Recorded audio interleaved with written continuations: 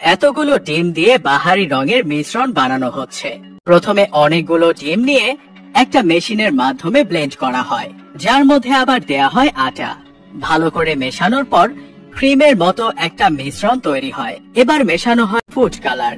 দেখুন, food colour মেশানোর পর মিশ্রণের রংটা হলুদ হয়ে গেছে। এই হলুদ মিশ্রণকে এক একটা বাটিতে ঢালা হয়, তারপর ওভেনে ঢুকিয়ে বেক করা হয়।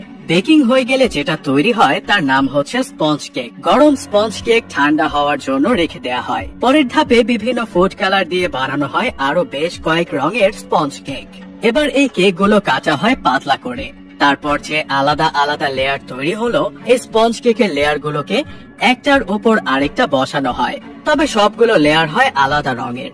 যেমন প্রথমে নীল রঙের লেয়ার, এরপর সবুজ, হলুদ, কমলা, এভাবে প্রতিটা ভিন্ন রঙের লেয়ার দিয়ে পুরো একটা বাটিতে সাজানো হয়। তারপর প্যাকেট করে বিক্রি করা হয়। এই স্পঞ্জ গুলোকে কিনে শুধুমাত্র ক্রিম দিয়েই তৈরি করে ফেলা যায় কেক। প্রথমে একটা লেয়ার বসিয়ে এর উপর ক্রিম মাখানো হয়, এরপর আরেকটা লেয়ার বসানো হয়, আবার ক্রিম মাখানো হয়। এভাবে লেয়ার আর ক্রিম ধাপে ধাপে বসিয়ে তৈরি করা হয় মজাদার রেইনবো কেক। কারখানায় মেশিন আর দক্ষ কর্মীদের ব্যবহার করে অনেক পরিমাণে এই কেক তৈরি করা হয়। প্রতিটি কেকের স্বাদ, গঠন আর চেহারা যেন একদম ঠিক থাকে, খেয়াল রাখা হয় সেই দিকে।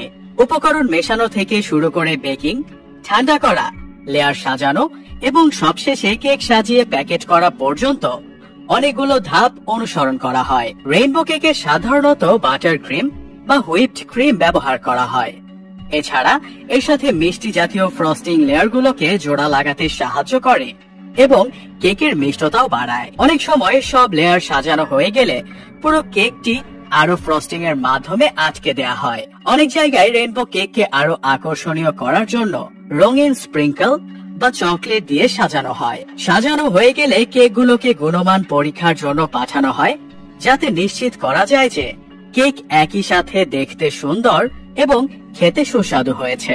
কিছু কেক পুরোটা প্যাকেজ করা হয়, আবার কিছু কেক টুকরো করে কাটা হয়। কাটা কেকগুলো অনেক কারখানায়